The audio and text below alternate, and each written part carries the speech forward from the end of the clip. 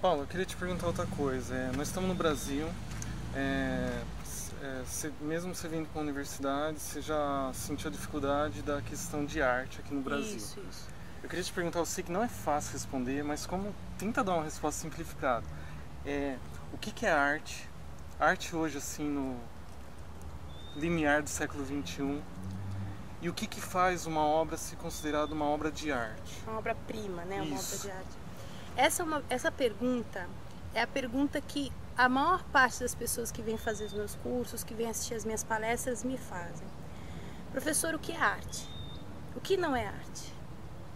Por que eu vou a uma exposição de arte e eu não entendo nada? Por que eu ouço uma determinada música e eu não gosto? E por que certas coisas eu gosto e, enfim... Essa pergunta é uma pergunta que rondou a cabeça de filósofos, de linguistas, de antropólogos, sociólogos, historiadores e artistas durante gerações. O que eu costumo responder para as pessoas é o seguinte: ao invés de a gente ficar se perguntando o que é arte, era melhor talvez a gente se perguntar quem decide o que é arte. Por quê? Quando você desloca a pergunta para quem decide o que é arte, você começa a se perguntar sobre os mecanismos sociais por trás dessas decisões. Quem decide o que é arte ou não é arte? Críticos, historiadores, professores, artistas, marchands, galeristas.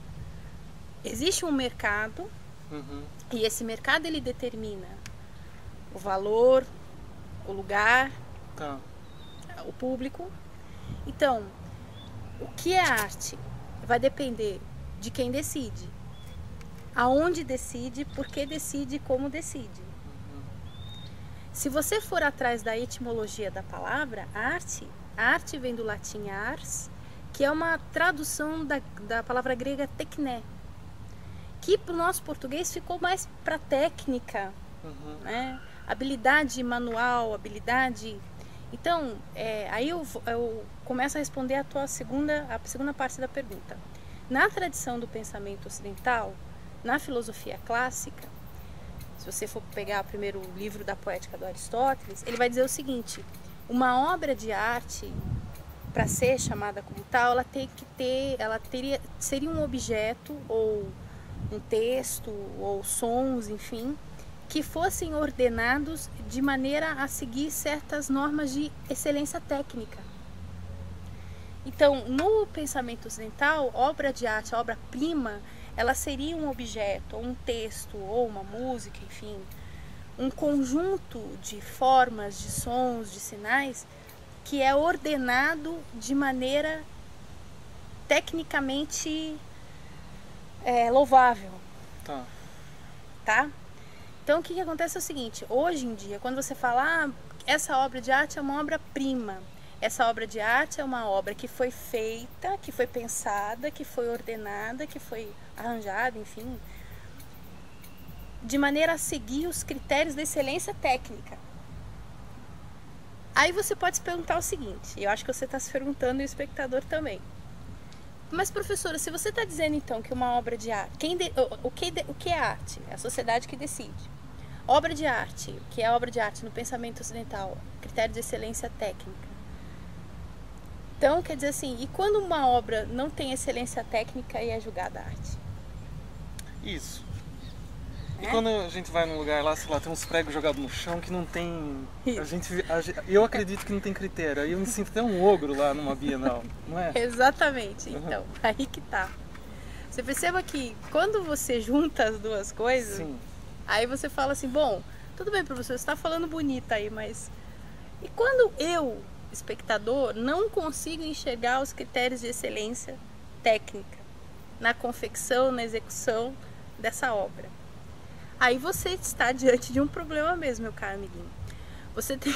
Exatamente. Isso é estética na prática? Não. Exatamente, Você tá falando, a gente está falando aqui estética para todo mundo. A gente está falando estética, enfim. Por que às vezes eu acho o pano de prato que minha avó pinta mais bonito do que eu vejo na Bienal? E você tem a experiência estética, né? Que você sentiu algo da obra, aconteceu. Sim. Isso aí é uma outra discussão, a gente pode fazer um outro vídeo a respeito do que é essa experiência estética e quando a gente tem, como a gente tem, porque a gente tem. Mas, voltando aqui no caso, a pessoa se sente um ogro porque ela pensa o seguinte, ela vê lá o mictório do Duchamp, né, do Marcel Duchamp, aquele mictório invertido, fala assim, mas isso aí, que excelência técnica o Duchamp usou, enfim. Você tem que levar em consideração o seguinte, que em alguns momentos, os artistas da contemporaneidade, eles querem justamente chocar Sim. e deslocar essa questão da excelência técnica, que marca a estética clássica. Em relação ao Marcel Duchamp, que todo mundo pergunta, pouca gente sabe, mas o Duchamp foi um dos grandes desenhistas do século XX. Pouca gente conhece a extensão da obra do Duchamp como desenhista. A gente tem cadernos e cadernos e cadernos e cadernos e cadernos. Inclusive, do século XX é o artista que mais parece com Leonardo. Nesse sentido, ele inventava engenhocas e tal. Então, quando ele vai para os Estados Unidos, para o exílio dele, os ready-mades, ele começa fazendo máquinas de movimento perpétuo, ele está interessado na questão do movimento. Depois, ele faz aquele ready-made, né, que ele põe um banco na bicicleta. E ele trabalhava como designer, ele trabalhava como desenhista, e ele estava muito irritado com certos galeristas em Nova York. Então, aquele mictório é uma provocação do Duchamp. Correto. A ironia é que as pessoas começaram a considerar o mictório do Duchamp uma obra de arte. Tá. Que não era a intenção dele, né? Ele queria chocar, ele estava um pouco naquela linha dos dadaístas, né? De, vamos chutar o pau da barraca e tal. Então, primeira coisa, leve em consideração o pequeno ogro que não entende. Você que está se sentindo aí, você, o pessoal aí. Mesmo. Às vezes o artista está querendo chocar mesmo. Sim. Depois, o artista está querendo fazer você pensar que como você pode ter uma obra de arte no sentido clássico num mundo, numa sociedade que está um lixo. É uma pergunta também que você pode fazer. Depois, muitas vezes o que interessa não é nem a execução agora na arte contemporânea, mas é o projeto. Aí a gente tem toda a discussão de arte conceitual. Correto. Aí o ogro vai ter que ler um pouquinho, vai ter que ter um pouco de calma. Ter um pouco de calma. Pode não gostar, não tem problema. Sim. Gostar e não gostar, isso aí isso é uma outra discussão. A gente pode fazer um outro vídeo, um terceiro vídeo. Não gosto dessa obra. Normal. Tudo bem, você pode não gostar de qualquer coisa. Tá? Não, você não é obrigado a gostar de nada. O gosto, ele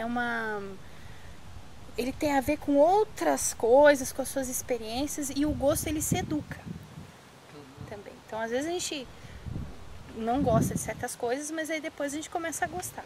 Mas em relação à arte contemporânea, qual que é o meu conselho? Para terminar, leiam, se informem, e se não gostou, não tem problema. Vá ver outra coisa, vá fazer outra coisa. Não precisa, não obrigatoriamente você tem que gostar de tudo que você vê na Bienal. Ponto. Tá. Paula, outra coisa que eu queria conversar com você é assim, a arte pop, a cultura pop que teve lá como é que é o nome daquele norte-americano lá? Participava de filmes dos anos 60. Andy Hall. Isso. Aí, ele, por exemplo, ele fez cultura pop, ele é aceito academicamente, Sim, né? é. Aí agora a gente está tendo o Romero Brito, né? Romero Brito. Eu tô errado em ligar ele um pouco ao Andy Warhol ou não, assim? Não, e aí o Romero, a gente vê que ele é bem hostilizado, o pessoal tá falando assim, mas tá tendo a romerização da vida, agora tá tudo colorido. O que você teria a dizer sobre o Romero sobre um brasileiro que tem um sucesso mesmo, assim, internacional, em termos de mercado que for? E o Andy Warhol também teve um sucesso há 40 anos atrás, né? O Andy Warhol, ele começa na publicidade e propaganda, ele é ilustrador, inclusive de livros infantis, ele fez anúncios, né? A questão é o seguinte, muita gente me pergunta do Romero Brito, professor e Romero Brito. O Romero, ele é o típico caso assim de artista que estava no lugar certo na hora certa. Correto.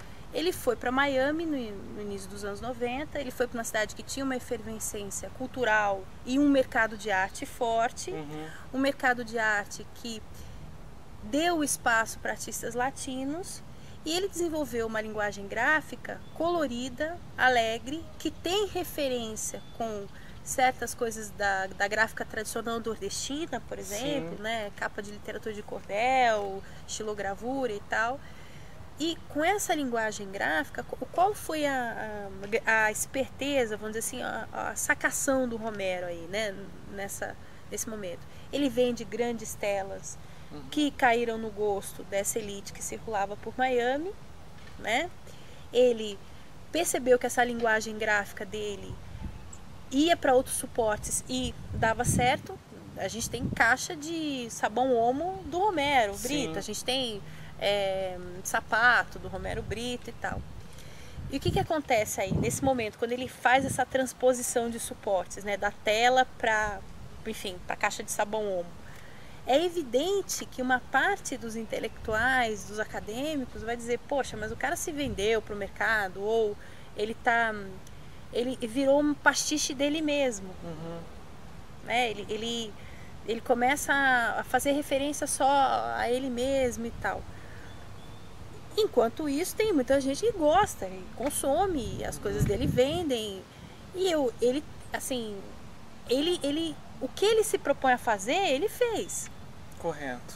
Assim, gostem ou não gostem, é o artista brasileiro que mais vende no exterior, assim. Então, eu como historiadora da arte, eu vou considerar o Romero Brito como esse fenômeno mercadológico e tentar entender um pouco como esse fenômeno se construiu, né? Seguir um pouco a trajetória dele, perceber.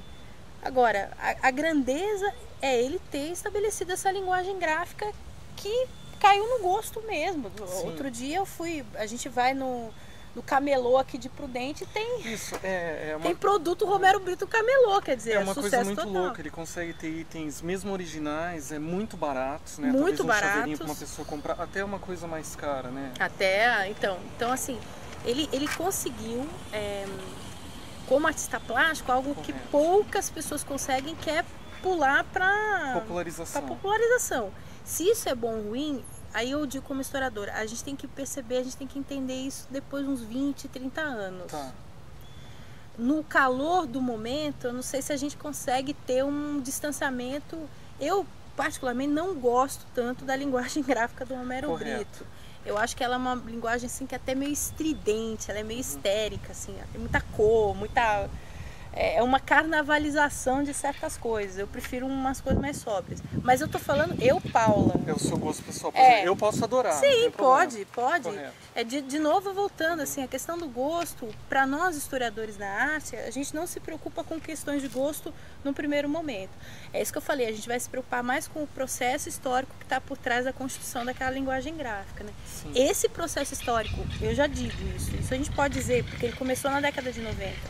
Esse processo histórico do Romero é interessante. Tá. Ponto. Do ponto de vista do fenômeno histórico, né?